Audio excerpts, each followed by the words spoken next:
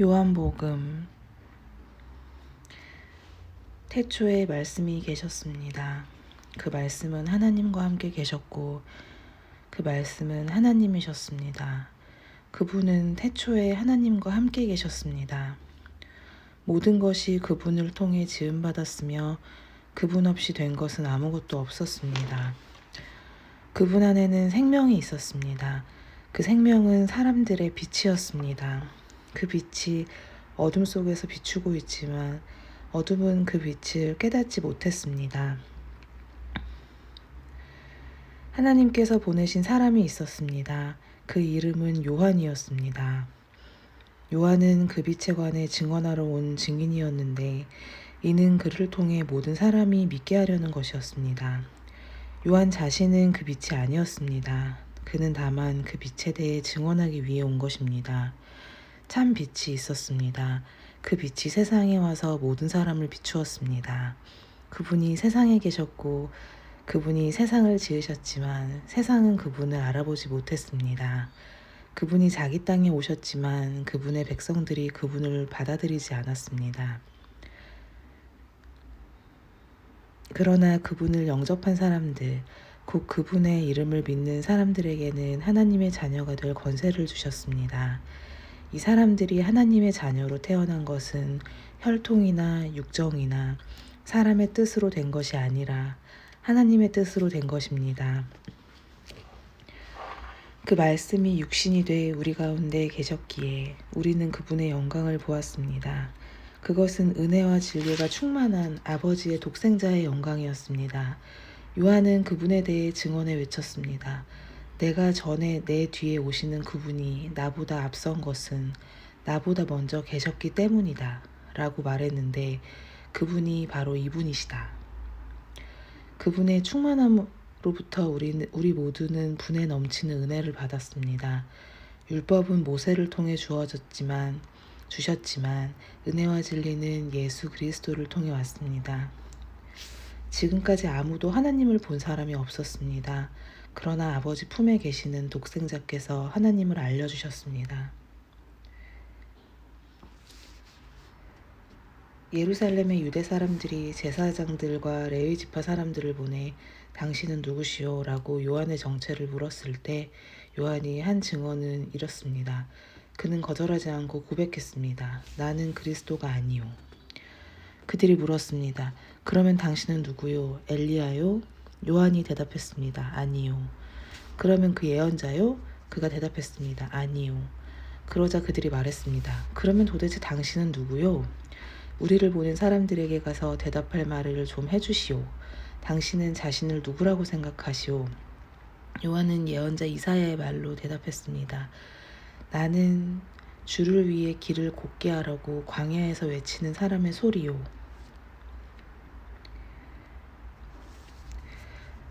보냄을 받은 유대 사람들 중에는 바리새파 사람들이 보낸 이들이 있었습니다. 그들이 요한에게 질문했습니다. 당신이 그리스도도 아니고 엘리야도 아니고 그 예언자도 아니라면 어째서 세례를 주시오? 요한이 대답했습니다. 나는 물로 세례를 주지만 여러분 가운데 여러분이 알지 못하는 한 분이 서 계시오. 그분은 내 뒤에 오시는 분인데 나는 그분의 신발끈을 풀 자격도 없소. 이 일은 요한이 세례를 주던 곳 요단강 건너편 베다니에 있었던 일입니다. 다음날 요한은 예수께서 자기에게 다가오시는 것을 보고 말했습니다. 보시오, 세상 죄를 지고 가시는 하나님의 어린 양이십니다. 내가 전에 내 뒤에 오시는 분이 나보다 앞선 것은 그분이 나보다 먼저 계셨기 때문이다 라고 말했던 분이 바로 이분이십니다. 나도 이분을 알지 못했습니다. 그러나 내가 와서 물로 세례를 주는 까닭은 바로 이분을 이스라엘에게 알리기 위해서입니다. 그리고 요한은 또 이렇게 증언했습니다. 나는 성령이 하늘에서 비둘기같이 내려와 그분 위에 머무는 것을 보았습니다. 나도 이분이 그분인 줄 알지 못했습니다. 그러나 물로 세례를 주라고 나를 보내신 분이 어떤 사람에게 성령이 내려와 머무는 것을 내가 보게 되면 그가 바로 성령으로 세례를 줄 분임을 알라고 일러주셨습니다. 그런데 나는 그것을 보았습니다. 그래서 이분이 하나님의 아들이라고 증언하는 것입니다. 다음날 요한은 자기 두 제자와 함께 다시 그곳에 서 있다가 예수께서 지나가시는 것을 보고 말했습니다. 보라, 하나님의 어린 양이시다. 그 말을 듣고 요한의 두 제자가 예수를 따라갔습니다. 예수께서 뒤를 돌아 그들이 따라오는 것을 보고 물으셨습니다. 무엇을 원하느냐? 그들이 말했습니다. 랍비여, 어디에 머물고 계십니까? 랍비는 선생님이란 뜻입니다. 예수께서 대답하셨습니다. 와서 보라. 그래서 두 제자는 가서 그분이 계시는 곳을 보고 그날 그분과 함께 지냈습니다. 때는 오후 4시쯤이었습니다. 요한의 말을 듣고 예수를 따라간 두 사람 중 한 사람은 시몬 베드로의 동생 안드레였습니다. 안드레는 가장 먼저 자기 형 시몬을 찾아가 말했습니다. 우리가 메시아를 만났다. 메시아는 그리스도라는 뜻입니다. 그리고 그는 시몬을 예수께 데려왔습니다. 예수께서 시몬을 보고 말씀하셨습니다. 너는 요한의 아들 시몬이구나. 이제 너는 게바라고 불릴 것이다. 게바는 베드로라는 뜻입니다. 다음날 예수께서 갈릴리로 떠나시려다 빌립을 만나 말씀하셨습니다. 나를 따라라. 빌립도 역시 안드레와 베드로처럼 벳세다 마을 출신이었습니다. 빌립은 나다니엘을 찾아가 말했습니다. 모세가 율법에 기록했고 예언자들도 기록했던 그분을 우리가 만났소. 그분은 요셉의 아들 나사렛 예수시오. 나다나엘이 물었습니다. 나사렛에서 무슨 선한 것이 나오겠는가? 빌립이 말했습니다. 와서 보시오. 예수께서 나다나엘이 다가오는 것을 보시고 그에 관해 말씀하셨습니다. 여기 참 이스라엘 사람이 있다. 이 사람에게는 거짓된 것이 없다. 나다나엘이 물었습니다. 어떻게 저를 아십니까? 예수께서 대답하셨습니다. 빌립이 너를 부르기 전 네가 무화과 나무 아래에 있을 때 내가 보았다. 그러자 나다나엘이 대답했습니다. 랍비여, 당신은 하나님의 아들이시며 이스라엘의 왕이십니다. 예수께서 그에게 말씀하셨습니다. 내가 무화과 나무 아래에 있던 너를 보았다고 해서 믿느냐? 이제 그보다 더 큰 일도 보게 될 것이다. 그리고 예수께서 덧붙여 말씀하셨습니다. 내가 진실로 진실로 너희에게 말한다. 너희는 하늘이 열리고 하나님의 천사들이 인자 위에서 오르락내리락 하는 것을 보게 될 것이다. 예수께서 물을 포도주로 바꾸시다. 2장 3일째 되던 날 갈릴리 가나에서 결혼식이 있었습니다. 예수의 어머니도 그곳에 계셨고 예수와 제자들도 그 결혼식에 초대받았습니다. 그런데 포도주가 다 떨어지자 예수의 어머니는 예수께 와서 포도주가 다 떨어졌구나 라고 말해주었습니다. 예수께서 대답하셨습니다. 어머니, 그것이 나와 당신에게 무슨 관계가 있다고 그러십니까? 아직 내 때가 이르지 않았습니다. 그러나 예수의 어머니는 하인들에게 말했습니다. 무엇이든 그가 시키는 대로 하라. 가까운 곳에 돌 항아리 6개가 놓여 있었습니다. 그것은 유대 사람들의 정결의식에 쓰이는 것으로서 각각 물 2-3메트레테스 들어가는 크기의 항아리였습니다. 예수께서 하인들에게 말씀하셨습니다. 저 항아리들에 물을 채우라. 그래서 그들은 항아리마다 물을 넘치도록 가득 채웠습니다. 그러자 예수께서 그들에게 말씀하셨습니다. 이제 물을 떠서 잔치 책임자에게 갖다 주라. 그들은 그렇게 했습니다. 잔치 책임자는 무리변에 낸 포도주를 맛보았습니다. 그는 그 포도주가 어디에서 났는지 알지 못했지만 물을 떠온 하인들은 알고 있었습니다. 잔치 책임자는 신랑을 불렀습니다. 그리고는 이렇게 말했습니다. 누구든지 처음에는 맛 좋은 포도주를 내오다가 손님들이 취하면 덜 좋은 포도주를 내는 법인데 당신은 가장 좋은 포도주를 지금까지 남겨두었군요. 예수께서 이 첫 번째 표적을 갈릴리 가나에서 행해 자기의 영광을 드러내셨습니다. 그러자 예수의 제자들이 그를 믿었습니다. 그 예수께서는 어머니와 동생들과 제자들과 함께 가버나움으로 내려가셔서 그곳에서 며칠 동안 머물러 계셨습니다. 유대 사람들이 지키는 유월절이 다가오자 예수님께서는 예루살렘으로 올라가셨습니다. 예수께서 성전뜰에서 사람들이 소와 양과 비둘기를 팔고 또 탁자 앞에 앉아 돈을 바꿔주는 것을 보셨습니다. 예수께서는 노끈으로 채찍을 만들어 양과 소들을 모두 성전 밖으로 내쫓고 돈을 바꿔주던 사람들의 동전을 쏟고 탁자를 엎어버리셨습니다. 그리고 비둘기를 팔던 사람들에게 말씀하셨습니다. 이것들을 여기에서 치워버리라. 내 아버지의 집을 장사하는 집으로 만들지 말라. 예수의 제자들은 주의 집을 향한 열정이 나를 삼킬 것이다 라고 기록된 성경 말씀이 생각났습니다. 그때 유대 사람들이 예수께 물었습니다. 당신이 이런 일을 할 수 있다는 것을 증명할 만한 무슨 표적을 우리에게 보여줄 수 있겠소? 예수께서 그들에게 대답하셨습니다. 이 성전을 허물라. 그러면 내가 3일 만에 다시 세우겠다. 그러자 유대 사람들이 대답했습니다. 이 성전을 짓는데 46년이나 걸렸는데 당신이 그것을 3일 만에 다시 세우겠다는 말이요? 그러나 예수께서 말씀하신 성전은 바로 자기 몸을 가리킨 것이었습니다. 나중에 예수께서 죽은 사람들 가운데서 살아나셨을 때에야 제자들은 이 말씀을 기억했고 성경과 예수께서 하신 말씀을 믿었습니다. 예수께서 유월절을 맞아 예루살렘에 계시는 동안 많은 사람들이 그분이 행하시는 표적을 보고 그 이름을 믿었습니다. 그러나 예수께서는 모든 사람을 알고 계셨기 때문에 자기 자신을 그들에게 맡기지 않으셨습니다. 또한 예수께서는 사람에 대해 그 누구의 증언도 필요하지 않으셨습니다. 사람의 마음속에 있는 것까지 다 알고 계셨기 때문입니다.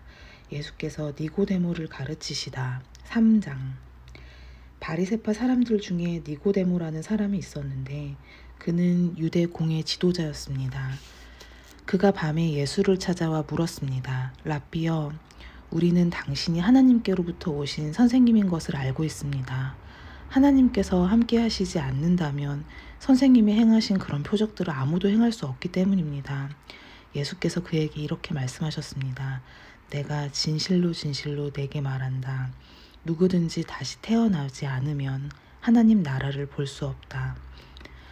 니고데모가 예수께 물었습니다. 나이가 들어 늙은 사람이 어떻게 다시 태어나겠습니까? 태어나려고 어머니의 뱃속으로 다시 들어갈 수 없지 않습니까? 예수께서 대답하셨습니다. 내가 진실로 진실로 내게 말한다. 누구든지 물과 성령으로 태어나지 않으면 하나님 나라에 들어갈 수 없다. 육체에서 난 것은 육체이고 성령으로 난 것은 영이다. 다시 태어나야 한다 라고 말한 것을 너희는 이상히 여기지 말라. 바람은 불고 싶은 대로 분다. 너는 그 소리를 듣지만 바람이 어디서 오는지 어디로 가는지 알지 못한다. 성령으로 태어난 사람도 모두 이와 같다. 니고데모가 예수께 물었습니다. 어떻게 이런 일이 있을 수 있습니까? 예수께서 말씀하셨습니다. 너는 이스라엘의 선생이면서도 이런 일을 이해하지 못하느냐? 내가 진실로 진실로 내게 말한다. 우리는 아는 것을 말하고 본 것을 증언하는데 너희는 우리 증언을 받아들이지 않고 있다. 내가 땅의 것을 말해도 너희가 믿지 않는데 하물며 하늘의 것을 말하면 어떻게 믿겠느냐. 하늘에서 내려온 사람 곧 인자 외에는 하늘로 올라간 사람이 없다. 모세가 광야에서 뱀을 들어 올린 것 같이 인자도 들려야 한다. 그것은 그를 믿는 사람마다 영생을 얻게 하려는 것이다. 하나님께서 세상을 이처럼 사랑하셔서 독생자를 주셨으니 이는 그를 믿는 사람마다 멸망하지 않고 영생을 얻게 하려는 것이다. 하나님께서 자신의 아들을 세상에 보내신 것은 세상을 심판하시려는 것이 아니라 그 아들을 통해 세상을 구원하시려는 것이다. 아들을 믿는 사람은 심판을 받지 않는다. 그러나 믿지 않는 사람은 이미 심판을 받았다. 하나님의 독생자의 이름을 믿지 않기 때문이다. 그 심판은 이것인데 곧 빛이 세상에 왔지만 사람들은 자기 행위가 악하기 때문에 빛 대신 어둠을 사랑한 것이다. 악을 행하는 사람마다 빛을 미워하고 자기 행위가 드러날까 두려워해 빛으로 나아오지 않는다. 그러나 진리를 따라 사는 사람은 빛으로 나아온다. 그것은 자기 행위가 하나님 안에서 이루어졌음을 나타내려는 것이다. 세례자 요한이 다시 예수에 관하여 증언하다. 그 후 예수께서 제자들과 함께 유대지방으로 가셔서 거기서 얼마 동안 제자들과 함께 머무르시며 세례를 주셨습니다. 요한도 살렘 가까이에 있는 에논에서 세례를 주고 있었습니다. 그곳에는 물이 많았기 때문입니다. 사람들이 나와 세례를 받았습니다. 이때는 요한이 아직 감옥에 갇히기 전이었습니다. 요한의 제자들 중 몇 사람과 어떤 유대 사람 사이에 정결의식과 관련해 논쟁이 붙었습니다. 요한의 제자들이 요한에게 와서 말했습니다. 랍비여, 전에 요단강 건너편에서 선생님과 함께 계시던 분, 선생님이 증언하셨던 그분이 지금 세례를 주고 있는데 사람들이 다 그분께로 가고 있습니다. 이 말에 요한이 대답했습니다. 하늘에서 주시지 않으면 사람은 아무것도 받을 수 없다. 내가 전에 나는 그리스도가 아니고 그분보다 앞서 보냄을 받은 사람이다. 라고 한 말을 증언할 사람은 바로 너희다. 신부를 얻는 자는 신랑이다. 그러나 신랑의 친구는 신랑을 기다렸다가 신랑의 음성을 들으면 그 음성으로 인해 매우 기뻐한다. 나는 이런 기쁨으로 충만하다. 그분은 흥해야 하고 나는 쇠해야 한다. 위에서 오시는 그분은 모든 것 위에 계시는 분이시다. 땅에서 난 사람은 땅에 속해 땅의 것을 말한다. 그러나 하늘에서 오시는 그분은 모든 것 위에 계신다. 그분은 보고 들은 것을 증언하신다. 그러나 아무도 그 증언을 받아들이지 않는다. 그분의 증언을 받아들인 사람은 하나님이 참되신 분임을 인정하는 것이다. 하나님께서 보내신 그분은 하나님의 말씀을 전하신다. 그것은 하나님께서 그분에게 성령을 한없이 주셨기 때문이다. 아버지께서는 아들을 사랑하셔서 모든 것을 아들의 손안에 맡기셨다. 아들을 믿는 사람에게는 영생이 있다. 그러나 아들에게 순종하지 않는 사람은 생명을 보지 못하고 도리어 하나님의 진노를 받게 된다. 예수께서 요한보다 더 많은 사람들을 제자로 삼아 세례를 주신다는 소문이 바리새파 사람들의 귀에 들어간 것을 예수께서 아셨습니다. 사실 예수께서 직접 세례를 주신 것이 아니라 그의 제자들이 준 것이었습니다. 그래서 예수께서는 유대를 떠나 다시 갈릴리로 가셨습니다. 갈릴리로 들어가려면 사마리아 지방을 거쳐야만 했습니다. 그리하여 예수께서는 사마리아의 수기라는 마을로 들어가셨습니다. 그곳은 옛날 야곱이 자기 아들 요셉에게 준 땅과 가까웠으며 야곱의 우물이 거기에 있었습니다. 여행으로 피곤해진 예수께서는 그 우물 곁에 앉으셨습니다. 그때가 낮 12시쯤이었습니다. 한 사마리아 여인이 물을 기르러 나왔습니다. 예수께서 여인에게 말을 거셨습니다. 내게 물 좀 떠주겠느냐? 제자들은 먹을 것을 사러 마을에 들어가고 없었습니다. 사마리아 여인이 예수께 말했습니다.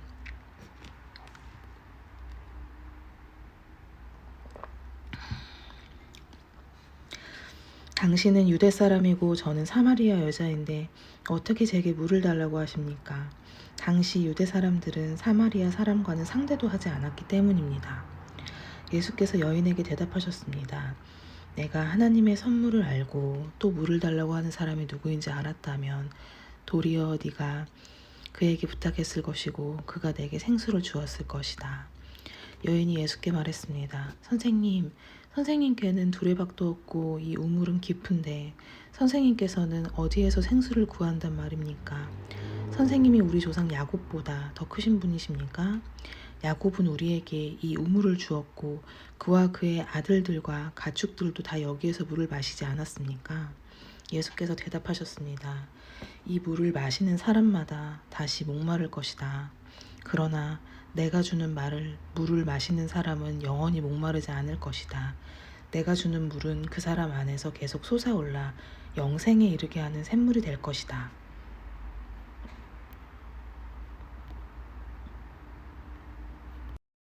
참되게 예배하는 사람들이 영과 진리로 아버지께 예배드릴 때가 오는데 지금이 바로 그때다. 아버지께서는 이렇게 예배드리는 사람을 찾고 계신다. 하나님은 영이시니 하나님께 예배드리는 사람은 영과 진리로 예배드려야 한다. 여인이 예수께 말했습니다. 저도 그리스도라고 하는 메시아가 오실 것을 압니다. 메시아가 오시면 우리에게 모든 것을 알려주실 것입니다. 그러자 예수께서 여인에게 말씀하셨습니다. 지금 내게 말하고 있는 내가 바로 그 메시아다. 바로 그때 제자들이 돌아와 예수께서 한 여인과 말씀하시는 것을 보고 무척 놀랐습니다. 그러나 아무도 무엇을 요구하십니까? 왜 저 여인과 말씀하고 계십니까? 라고 묻는 사람이 없었습니다. 여인은 물 항아리를 내버려둔 채 마을로 돌아가 사람들에게 말했습니다. 와서 내 과거를 모두 말해준 사람을 보십시오. 이분이 그리스도가 아니겠습니까? 사람들이 마을에서 나와 예수께로 나아갔습니다. 한편 제자들은 예수께 청했습니다. 라삐여, 뭘 좀 드십시오. 그러나 예수께서는 그들에게 말씀하셨습니다. 내게는 너희가 알지 못하는 양식이 있다. 그러자 제자들이 서로 수군거렸습니다. 누가 벌써 잡수실 것을 갖다 드렸는가? 예수께서 말씀하셨습니다. 내 양식은 나를 보내신 분의 뜻을 행하고 그분의 일을 완성하는 것이다. 너희는 넉 달이 더 지나야 추수할 때가 된다고 말하지 않느냐. 그러나 나는 너희에게 말한다. 눈을 들어 들판을 보라. 이미 곡식이 익어 추수할 때가 됐다. 추수하는 사람은 이미 삭을 받았고 이제 영생의 곡식을 거둬들이고 있다. 그리하여 씨를 뿌린 사람과 추수하는 사람이 함께 기뻐할 것이다. 그러므로 한 사람은 심고 한 사람은 거둔다 라는 말이 맞다. 나는 너희를 보내어 너희가 일하지도 않았는데 열매를 거두게 했다. 다른 사람들은 수고했고 너희는 그들이 수고한 결실을 거두게 된 것이다. 많은 사마리아 사람들이 예수를 믿다. 그 마을에 사는 많은 사마리아 사람들은 여인이 그분이 내 과거를 모두 말해준 사람이다 라고 증언했기 때문에 예수를 믿었습니다. 그래서 사마리아 사람들은 예수께 나와 그들과 함께 머물 것을 청했습니다. 예수께서는 그곳에 이틀 동안 머무셨습니다.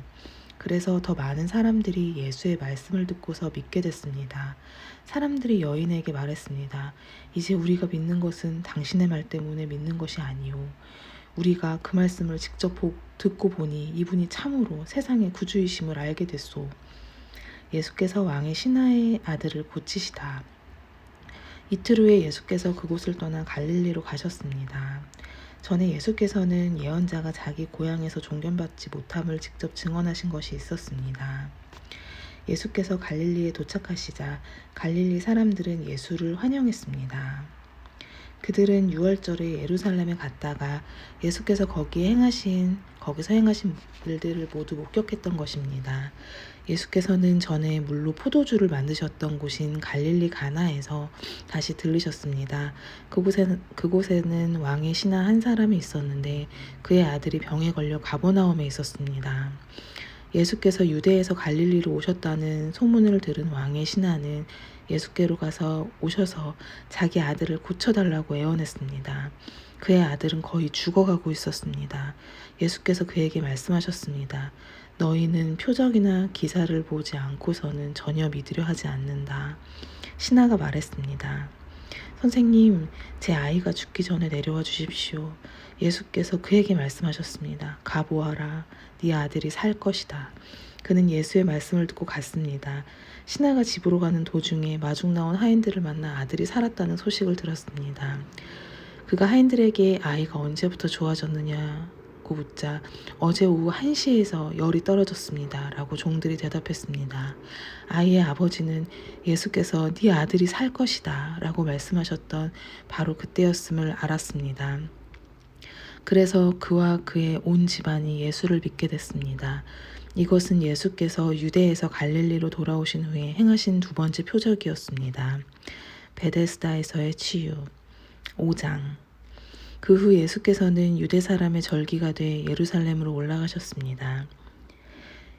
예루살렘의 양의 문 근처에는 히브리 말로 베데스다라고 하는 못이 있었는데 그 못 주위는 5개의 기둥이 있었습니다.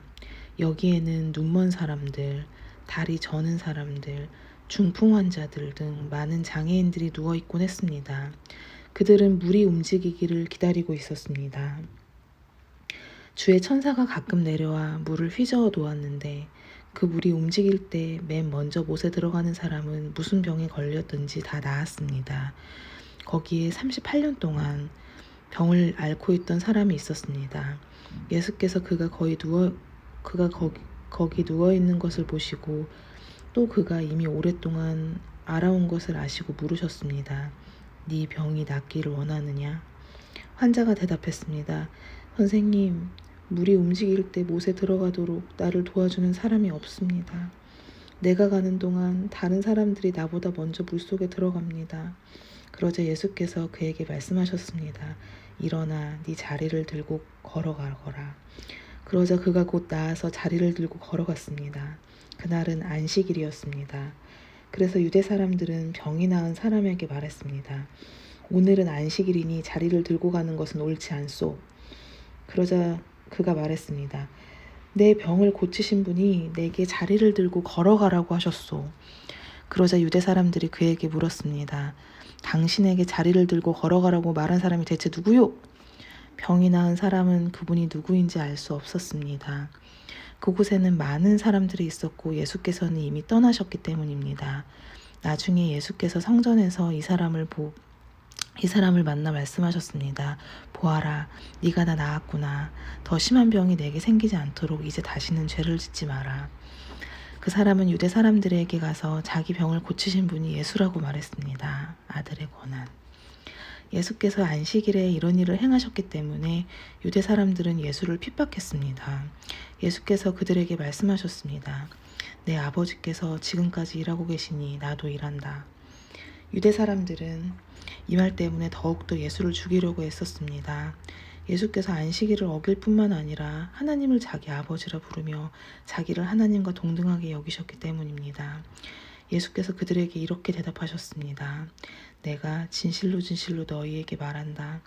아들 혼자서는 아무것도 할 수 없고 아들은 아버지께서 하시는 것을 보는 대로 따라할 뿐이다. 아들은 무엇이든지 아버지께서 하시는 일을 그대로 한다. 아버지께서는 아들을 사랑하셔서 하시는 일들을 모두 아들에게 보여주신다. 또한 이보다 더 큰 일들을 아들에게 보여주셔서 너희를 놀라게 하실 것이다.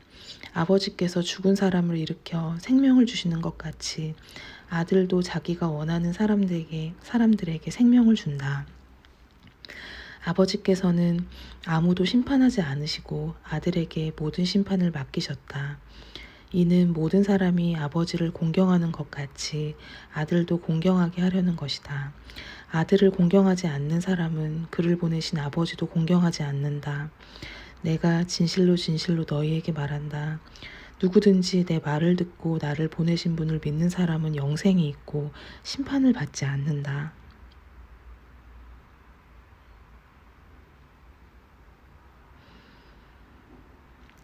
그는 죽음에서 생명으로 옮겨졌다. 내가 진실로 진실로 너희에게 말한다. 죽은 사람들이 하나님의 아들의 음성을 들을 때가 오는데 지금이 바로 그때이다.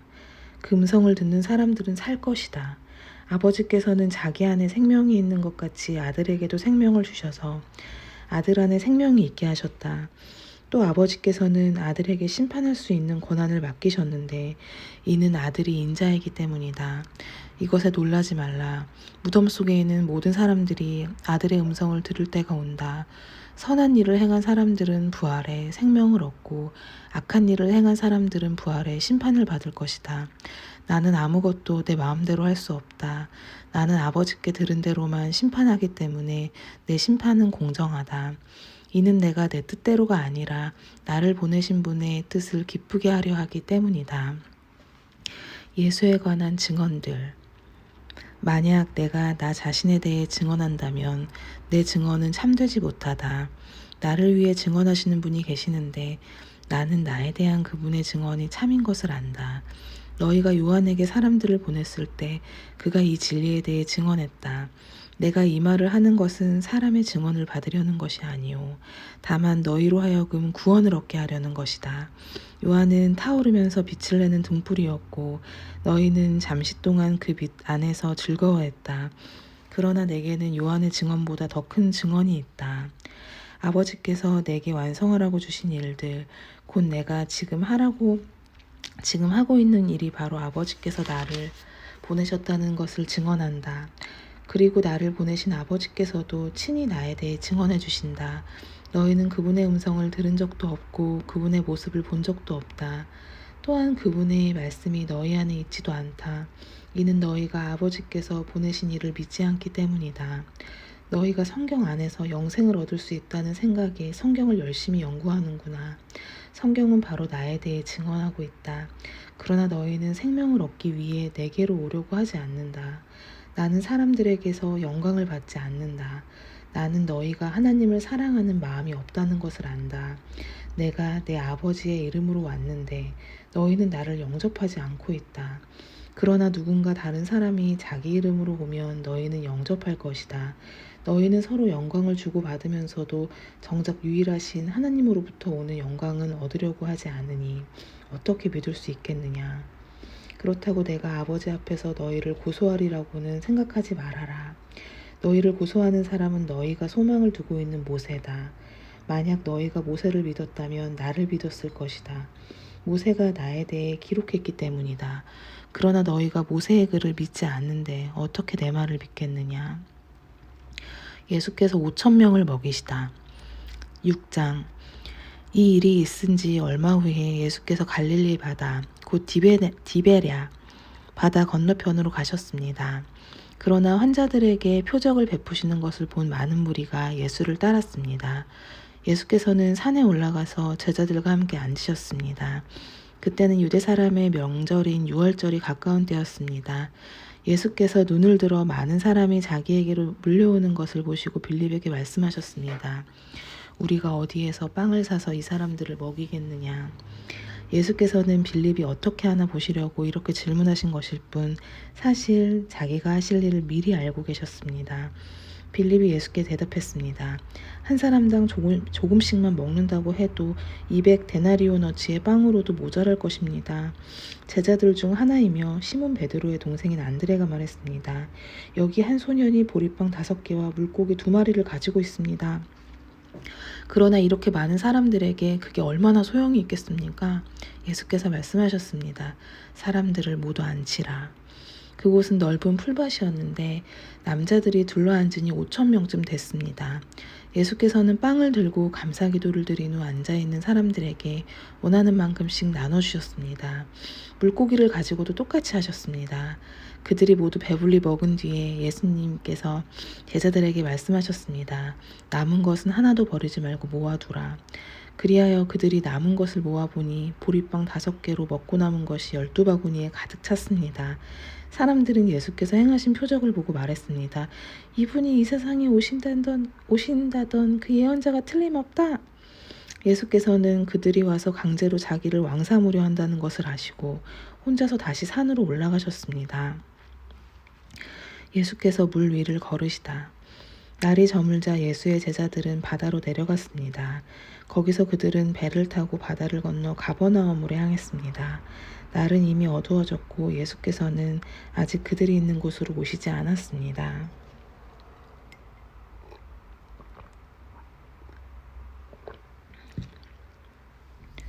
세찬 바람이 불어 물살이 거세졌습니다.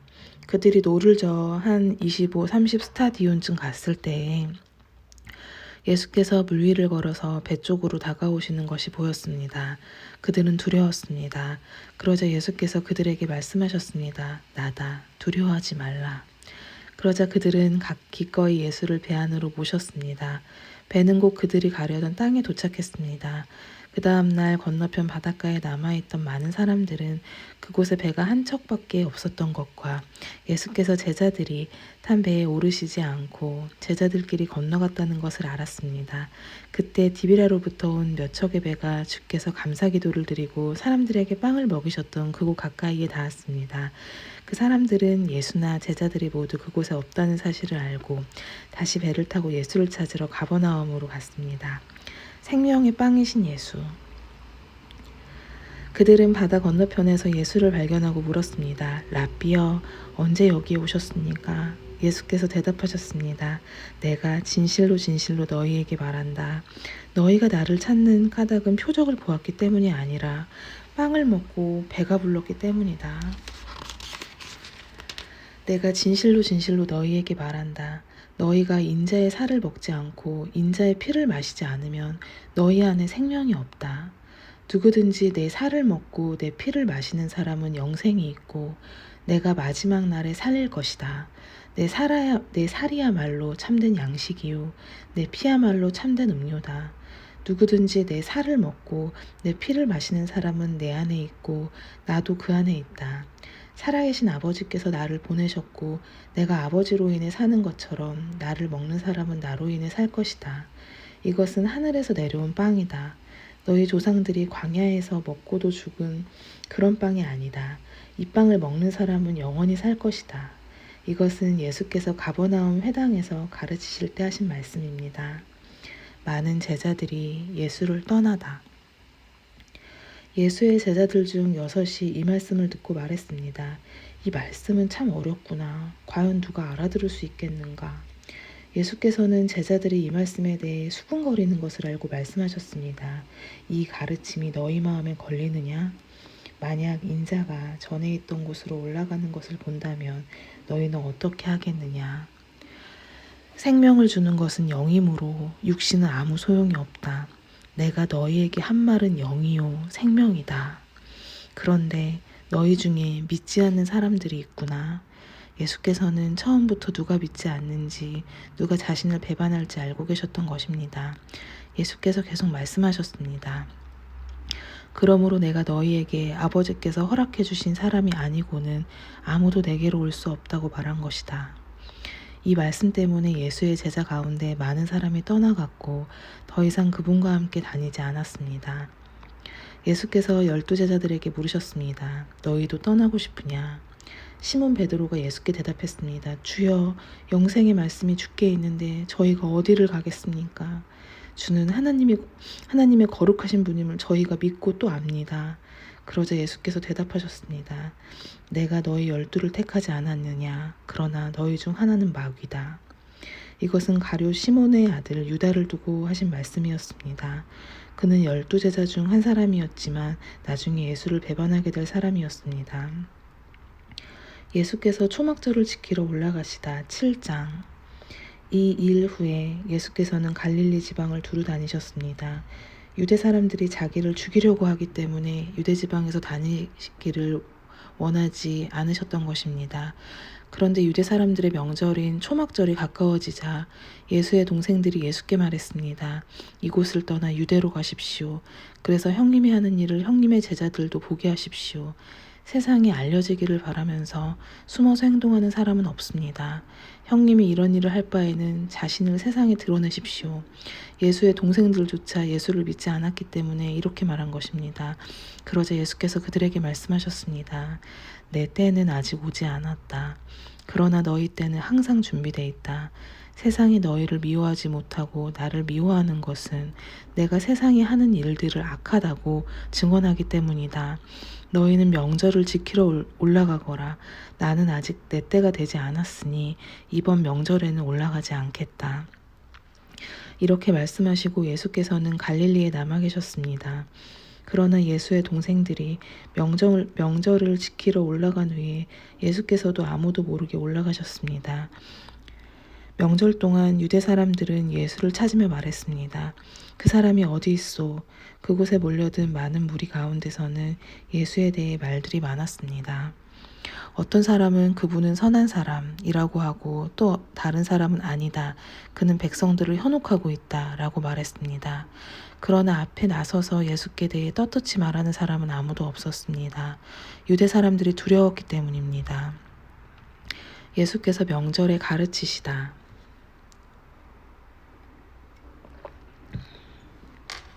명절이 반쯤 지났을 때에야 비로소 예수께서는 성전으로 올라가 가르치기 시작하셨습니다. 유대 사람들은 놀라서 말했습니다. 이 사람은 배우지도 않았는데 어떻게 이런 것을 아는가? 예수께서 대답하셨습니다. 나의 가르침은 내 것이 아니고 나를 보내신 분의 것이다. 누구든지 하나님의 뜻을 따르려는 사람은 이 가르침이 하나님께서 온 것인지 내가 내 마음대로 말하는 것인지 알 것이다. 자기 마음대로 말하는 사람은 자기가 영광을 받으려고 하는 것이다.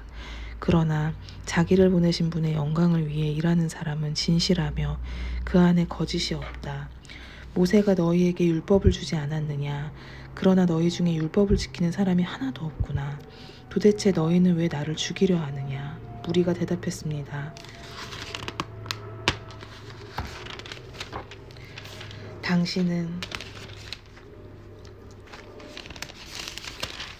귀신 들렸소.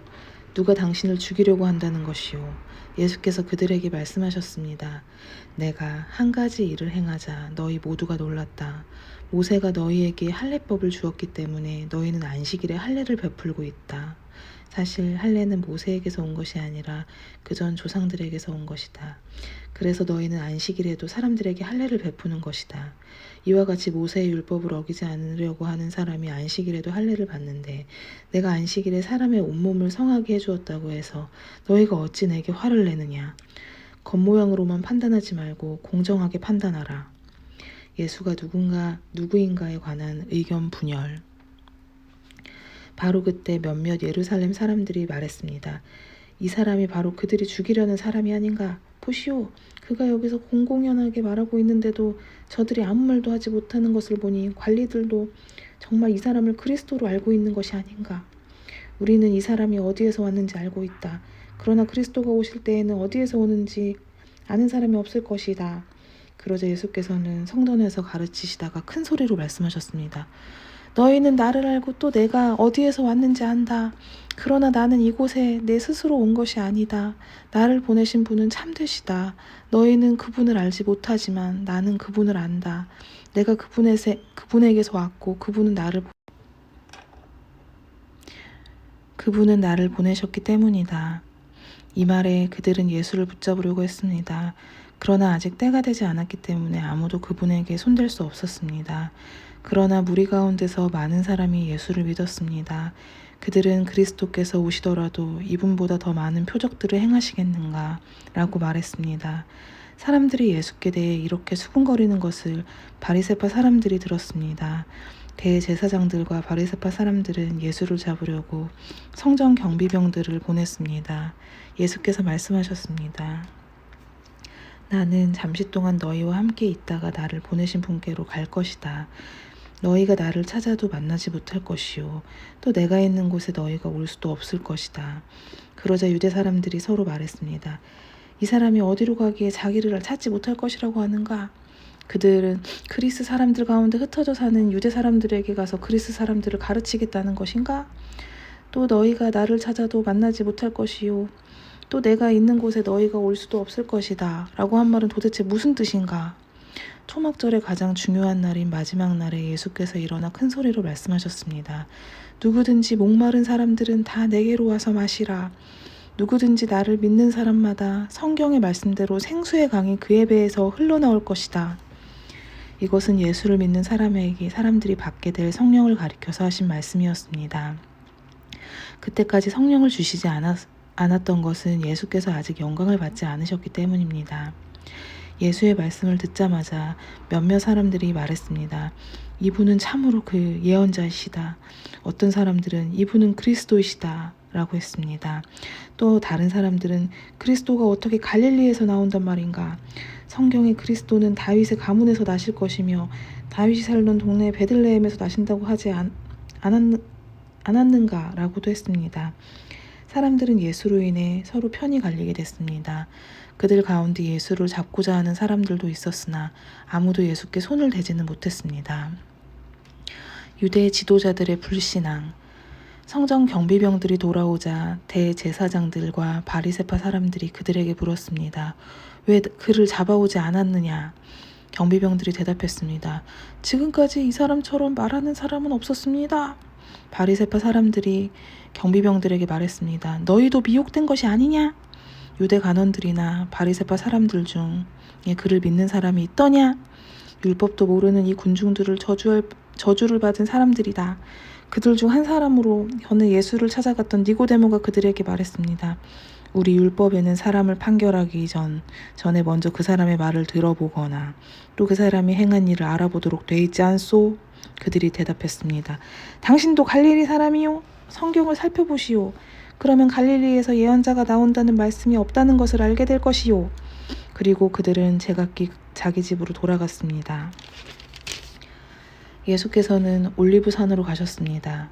이른 아침에 예수께서 다시 성전으로 가시자 많은 백성들이 예수께 나왔습니다. 예수께서 앉아서 그들을 가르치실 때 율법학자들과 바리새파 사람들이 간음을 하다가 잡힌 여인을 끌고 와서 사람들 앞에 세우고 예수께 말했습니다. 선생님, 이 여자가 간음을 하다가 현장에서 붙잡혔습니다. 모세는 율법에서 이런 여자들은 돌로 쳐 죽여야 한다고 우리에게 명령했습니다. 선생님은 뭐라고 하시겠습니까? 그들이 이런 질문을 한 것은 예수를 시험해 고소할 구실을 찾으려는 속셈이었습니다. 그러나 예수께서는 몸을 구부린 채 앉아서 손가락으로 바닥에 무엇인가를 쓰기 시작하셨습니다. 그들이 계속 질문을 퍼붓자 예수께서 일어나서 그들에게 말씀하셨습니다. 너희 가운데 죄 없는 사람이 먼저 이 여인에게 돌을 던지라. 그러고는 다시 몸을 굽혀 바닥에 무엇인가를 쓰셨습니다. 이 말씀을 들은 사람들은 제일 나이 든 사람부터 하나둘씩 슬그머니 사라지기 시작했습니다. 결국 예수와 거기 홀로 서 있던 여인만 남게 됐습니다. 예수께서 일어나 여인에게 물으셨습니다. 여인아, 그들은 어디 있느냐? 너를 정죄한 사람이 한 사람도 없느냐? 여인이 대답했습니다. 선생님, 없습니다. 예수께서 말씀하셨습니다. 나도 너를 정죄하지 않겠다. 이제부터 다시는 죄를 짓지 마라. 예수의 증언에 관한 논쟁. 예수께서 사람들에게 다시 말씀하셨습니다. 나는 세상의 빛이다. 누구든지 나를 따르는 사람은 어둠 속에 다니지 않고 생명의 빛을 얻을 것이다. 바리새파 사람들이 예수께 말했습니다. 당신이 당신 자신에 대해 증언하니 당신의 증언은 진실되지 못하오. 예수께서 대답하셨습니다. 비록 내가 나에 대해 증언한다 해도 내 증언은 참되다. 나는 내가 어디에서 와서 어디로 가는지 알기 때문이다. 그러나 너희는 내가 어디에서 왔는지도 모르고 또 어디로 가는지도 알지 못한다. 너희는 사람의 기준대로 판단하지만 나는 어느 누구도 판단하지 않는다. 그러나 내가 판단한다 해도 내가 내린 판단은 옳다. 그것은 내가 혼자가 아니라 나를 보내신 아버지와 함께 하시기 때문이다. 너희 율법에도 두 사람이 증언하면 참되다고 기록돼 있다.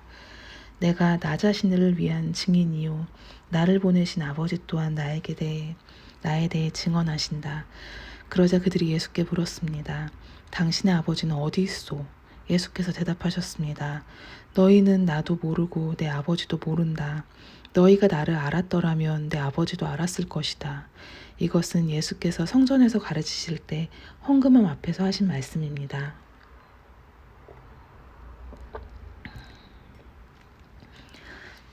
그러나 아직 예수의 때가 되지 않았기 때문에 예수를 잡는 사람이 아무도 없었습니다. 예수가 누구인가에 관한 논쟁. 예수께서 다시 그들에게 말씀하셨습니다. 나는 떠나갈 것이고 너희는 나를 찾다가 너희의 죄 가운데서 죽을 것이다. 내가 가는 곳에 너희는 올 수 없다. 이에 유대 사람들이 말했습니다. 저 사람이 자살하려나? 그래서 내가 가는 곳에 너희는 올 수 없다고 하는 것인가? 그러자 예수님께서 말씀하셨습니다. 너희는 아래에서 왔고 나는 위에서 왔다. 너희는 이 세상에 속해 있지만 나는 이 세상에 속하지 않았다. 그래서 나는 너희가 죄 가운데서 죽을 것이라고 말했다. 만일 너희가 내가 곧 그임을 믿지 않으면 너희는 너희 죄 가운데서 죽을 것이다. 그들이 물었습니다. 당신은 누구요? 예수님께서 대답하셨습니다. 내가 처음부터 너희에게 말하지 않았느냐? 내가 너희에 대해 말할 것과 판단할 것이 많이 있다.